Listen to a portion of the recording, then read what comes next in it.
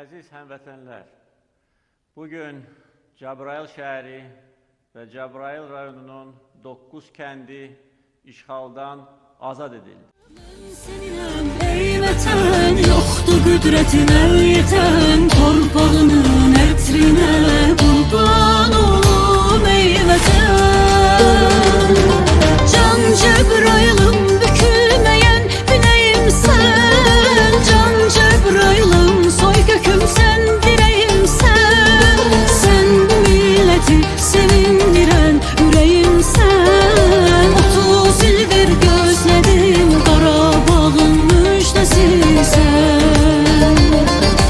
Can Cəbrayılım bükülməyən biləyimsən, can Cəbrayılım soy kökümsən, dirəyimsən. Sən bu milləti sevindirən ürəyimsən. 30 ildir gözlədim Qarabağın müjdəsisən.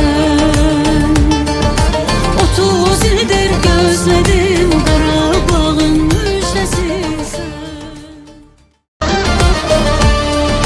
Şükür sənə Allahım, gözüm yoldan çəkildi. Bu həsrəti igidlər artıq sona yetirdi. İllərdir gözlədiyim bu intiqam alındı.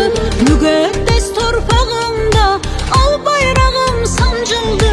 Mən seninəm ey vətən, yoxdur qüdrətinə yetən, torpağının ətrinə qurban olum ey vətən. Can Cəbrayılım bükülməyən biləyimsən, can Cəbrayılım soy kökümsən, dirəyimsən.